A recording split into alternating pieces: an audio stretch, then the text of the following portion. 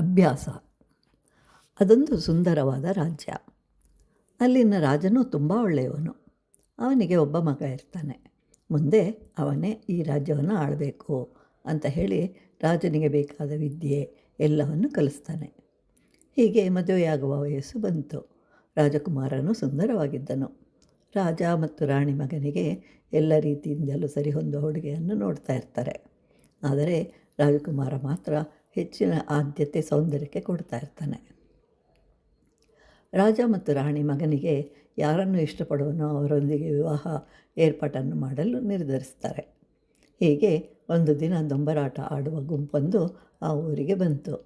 ಅದರಲ್ಲಿ ಯುವತಿಯೊಬ್ಬಳು ಇರ್ತಾಳೆ. ಅವಳನ್ನು ರಾಜಕುಮಾರ ನೋಡ್ತಾನೆ, ಇಷ್ಟಪಡ್ತಾನೆ. ಅವಳನ್ನೇ ವಿವಾಹ ಮಾಡಿಕೊಳ್ಳುವುದಾಗಿ ಹೇಳ್ತಾನೆ. ಬೇರೆ ದಾರಿ ಕಾಣದೆ ಅವಳೊಂದಿಗೆ ವಿವಾಹವನ್ನು ಮಾಡ್ತಾರೆ. ಸುಮಾರು 8 ದಿನಗಳು ಕಳೆಯಿತು. ಅವಳು ತುಂಬ ನಿಶ್ಶಕ್ತಿಯಿಂದ ಬಳಲುತ್ತಿದ್ದಳು. ಎಲ್ಲರಿಗೂ ತುಂಬ ಚಿಂತೆಯಾಯಿತು. ಮಂತ್ರಿಯು ಚಾಣಾಕ್ಷನಾಗಿದ್ದನು. ಮಹಾರಾಜ, ನೀವು ನನಗೆ 1 ತಿಂಗಳ ಅವಧಿಯನ್ನು ಕೊಡಿ ಅಂತ ಕೇಳ್ತಾನೆ. ರಾಜ ಒಪ್ಪಿಗೆಯನ್ನು ಸೂಚಿಸ್ತಾನೆ. ಮಂತ್ರಿ 4 ಜನರ ರಾಜಭಟರನ್ನು ಕರೆದು 4 ಬೇರೆ ಬೇರೆ ಮನೆಗಳಿಂದ ಊಟವನ್ನು ತಂದುಕೊಡಲು ಹೇಳ್ತಾನೆ. ರಾಜಭಟರು ಹಾಗೆಯೇ ಮಾಡಿದರು. ಮಂತ್ರಿಯು ಸ್ವಲ್ಪ ಬೇರೆಯವರ ಮನೆಯ ಊಟ ಮತ್ತು ಸ್ವಲ್ಪವೇ ಅರಮನೆಯ ಊಟವನ್ನು ಅವಳಿಗೆ ಕೊಟ್ಟನು. ಅವಳು ಅದನ್ನು ತೃಪ್ತಿಯಾಗಿ ತಿಂದಳು. ಮಾರನೆಯ ದಿನ 2 ತುತ್ತು ಅರಮನೆಯ ಊಟದ ಜೊತೆಗೆ ಬೇರೆ ಮನೆಯವರ ಊಟವನ್ನು ಸೇರಿಸಿ ಕೊಡ್ತಾನೆ. ಹೀಗೆ ಒಂದೊಂದು ದಿನಕ್ಕೂ ಒಂದೊಂದು ತುತ್ತು ಅರಮನೆಯ ಊಟವನ್ನು ಹೆಚ್ಚಿಸುತ್ತಾ ಬೇರೆ ರಾಜಭಟರು ತಂದ ಊಟವನ್ನು ಕಡಿಮೆ ಮಾಡ್ತಾನೆ.